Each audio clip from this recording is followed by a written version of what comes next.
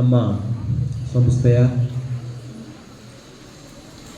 ಅಧ್ಯಕ್ಷರು ಹಾಗೂ ಕಾರ್ಯದರ್ಶಿಗಳು, ನಮ್ಮ ಟ್ರಸ್ಟಿನ ಸದಸ್ಯರುಗಳಿಗೆ ವಂದಿಸುತ್ತಾ, ಹಾಗೂ ನಮ್ಮ ಸ್ನೇಹಿತರಾಗಿರ್ತಕ್ಕಂಥ ಅಣ್ಣಪ್ಪನವರು ಹಾಗೂ ಮತ್ತೋರ್ವ ಸ್ನೇಹಿತರು ಎಲ್ರಿಗೂ ಈ ಒಂದು ವೇದಿಕೆಗೆ ಸ್ವಾಗತ ಕೋರ್ತಾ, ನಮ್ಮ ಕನ್ನಡ ಪಂಡಿತರು ಅಂತ ಹೇಳ್ತಾ ಇದ್ರು, ನಾವು ಓದ್ಬೇಕಾದ್ರೆ ಕನ್ನಡ ಪಂಡಿತರು ಅಂತ ಹೇಳ್ತಾ ಇದ್ರು. ಈ ಒಂದು ಶಾಲೆ ಯಾವ ರೀತಿ ಬೆಳೆದು ಬಂತು ಅಂತಕ್ಕಂಥ ಒಂದು ಪ್ರಾಸ್ತಾವಿಕ ಭಾಷಣ ಅಂತ ಹೇಳ್ತೀವಿ ಅದನ್ನು. ಆ ಪ್ರಾಸ್ತಾವಿಕ ಭಾಷಣದಲ್ಲಿ ಸವಿಸ್ತಾರವಾಗಿ ಹೇಳಿದ್ದಾರೆ. ಈ ಶಾಲೆ ಕಟ್ಟಡವನ್ನು ಪ್ರಾರಂಭ ಮಾಡಿದ್ದು 2003ರಲ್ಲಿ 5 ಕೊಠಡಿಗಳನ್ನು ನಿರ್ಮಾಣ ಮಾಡುವ ಮೂಲಕ ಪ್ರಾರಂಭ ಆಯಿತು. ಪ್ರಾಸ್ತಾವಿಕ ಭಾಷಣ ತಿಳಿಸಿದಂತೆ ಸುಮಾರು 15-20 ಮಕ್ಕಳಿಂದ ಪ್ರಾರಂಭ ಆಗಿರ್ತಕ್ಕಂಥ ಶಾಲೆ ಇದು. ನಮ್ಮ ನಾರಾಯಣಪ್ಪನವರ ನನ್ನ ಒಡನಾಟ ಭಾಳ ಒಂದು ಆತ್ಮೀಯವಾಗಿತ್ತು. ಅವರಲ್ಲಿ ಒಂದು ಶ್ರದ್ಧೆ ಇತ್ತು, ಅವರಲ್ಲಿರ್ತಕ್ಕಂಥ ತಾಳ್ಮೆ. ಏಕೆಂತಂದರೆ ನಂದು ಸಹ ಒಂದು ಲಗ್ಗೆರೆಯಲ್ಲಿ ಶಾಲೆಯನ್ನು ಪ್ರಾರಂಭ ಮಾಡಿದ್ದೆ, ಕನ್ನಡ ಮಾಧ್ಯಮ ಶಾಲೆಯನ್ನು ಅಲ್ಲಿ ಪ್ರಾರಂಭ ಮಾಡಿದ್ದೆ. ಒಂದು ಸಾರಿ ಹೀಗೆ ಲಗ್ಗೆರೆಯಲ್ಲಿ ಒಂದು ಶಾಲೆಯನ್ನು ಪ್ರಾರಂಭ ಮಾಡಿದ್ದಾರೆ, ಓಂಕಾರಪ್ಪ ಅಂತ ಇದ್ದಾರೆ ಅಂತೇಳಿ ನಮ್ಮನ್ನು ಯಾರೋ ಹೀಗೆ ವಿಳಾಸವನ್ನು ಕೊಟ್ಟಾಗ ಬಂದು ನನ್ನ ಭೇಟಿ ಮಾಡಿದರು. ಸರ್, ನಾವು ಒಂದು ಶಾಲೆಯನ್ನು ಮಾಡಬೇಕು ಅಂತೇಳಿ ನಾರಾಯಣಪ್ಪನವ್ರು ಕೇಳ್ಕೊಂಡಾಗ ನಾನು ಇಲ್ಲಿ ಬಂದು ಒಂದು ಜಾಗವನ್ನು, ಇಲ್ಲಿ ಏನು ವ್ಯವಸ್ಥೆ ಒಂದು ಇದೆ ಅಂತ ನೋಡಿದಾಗ ಇಲ್ಲಿ ಮಾಡ್ಬೋದು ಸರ್ ಅಂತೇಳಿ ನಾವು ಒಂದು ಚರ್ಚೆಯನ್ನು ಮಾಡಿದ್ವಿ. ಹಾಗಾಗಿ ಟ್ರಸ್ಟನ್ನು ಪ್ರಾರಂಭ ಮಾಡಿದ್ವಿ. ಟ್ರಸ್ಟನ್ನು ಫ್ಯಾಮಿಲಿ ಟ್ರಸ್ಟ್ ಅಂತೇಳಿ ಎಲ್ಲ ಮನೆಯ ಸದಸ್ಯರನ್ನೇ ನಾವು ಟ್ರಸ್ಟ್ನಲ್ಲಿ ಸೇರಿಸ್ಕೊಳ್ಳುವ ಮೂಲಕ ಒಂದು ಪ್ರಾರಂಭ ಆಯಿತು. ಪ್ರಾರಂಭ ಆದ ನಂತರ ಅನುಮತಿಯನ್ನು ಕರ್ನಾಟಕ ಸರ್ಕಾರದಿಂದ ಅನುಮತಿಯನ್ನು ಪಡ್ಕೋಬೇಕಾಗಿತ್ತು.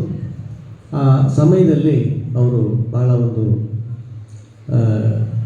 ಬುದ್ಧಿವಂತಿಕೆಯಿಂದ ಯಾವೇ ಒಂದು ಆಫೀಸರ್ ಆಗಿರ್ಬೋದು, ಶಿಕ್ಷಣಾಧಿಕಾರಿಗಳಾಗಿರ್ಬೋದು, ಅವ್ರ ಜೊತೆಗೆ ಭಾಳ ಉತ್ತಮವಾಗಿರ್ತಕ್ಕಂಥ ಒಂದು ಬಾಂಧವ್ಯವನ್ನು ಇಟ್ಕೊಳ್ತಾ ಅನುಮತಿಯನ್ನು ತಗೊಂಡ್ವಿ.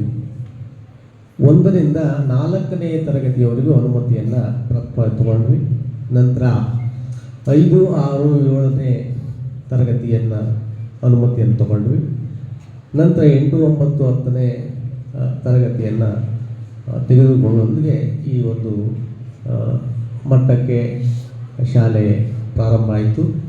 ನಂತರ ಅವರ ಆಸೆ ಇದ್ದಿದ್ದು, ಅವರು ಓದಿರಲಿಲ್ಲ, ಅವರು ಶಿಕ್ಷಣ ಇರಲಿಲ್ಲ, ಆದರೆ ಅಗಾಧವಾಗಿರ್ತಕ್ಕಂಥ ಒಂದು ಸಾಮಾನ್ಯ ಜ್ಞಾನ ಇತ್ತು ಅವರಿಗೆ. ಭಾಳ ಒಂದು ಸಾಮಾನ್ಯ ಜ್ಞಾನ ಇತ್ತು ಅವರಲ್ಲಿರ್ತಕ್ಕಂಥ ಒಂದು ವಿಶ್ವಾಸ, ನಂಬಿಕೆ, ಆ ಶ್ರದ್ಧೆ ಅಂತಕ್ಕಂಥದ್ದು ಭಾಳ ಇತ್ತು. ಮೇಲಾಗಿ ಅವರಿಗೆ ತುಂಬ ಸಮಯ ಪ್ರಜ್ಞೆ ಇತ್ತು. ನಾನು ಪದೇ ಪದೇ ನಮ್ಮ ಫೌಂಡರ್ಸ್ ಡೇ ವಿಚಾರದಲ್ಲಿ ಹೇಳ್ತಕ್ಕಂಥದ್ದು, ಅವ್ರಿಗೆ ತುಂಬ ಸಮಯ ಪ್ರಜ್ಞೆ ಇತ್ತು. ಯಾವಾಗ ಯಾರನ್ನು ಭೇಟಿ ಮಾಡಬೇಕು, ಎಷ್ಟು ಸಮಯದಲ್ಲಿ ಭೇಟಿ ಮಾಡಬೇಕು, ಯಾವ ಕೆಲಸವನ್ನು ಮಾಡಬೇಕು ಅಂತೇಳಿ ಅವರಲ್ಲಿ ಭಾಳ ಒಂದು ಉತ್ತಮವಾಗಿರ್ತಕ್ಕಂಥ ಯೋಜನೆಯನ್ನು ಅವರ ಮನಸ್ಸಿನಲ್ಲಿ ಹಾಕ್ಕೊಳ್ತಾ ಇದ್ರು. ಆದ್ದರಿಂದ ಈ ಮಟ್ಟಕ್ಕೆ ಈ ಒಂದು ಶಾಲೆ ಬೆಳೀಲಿಕ್ಕೆ ಕಾರಣ ಆಗಿದೆ.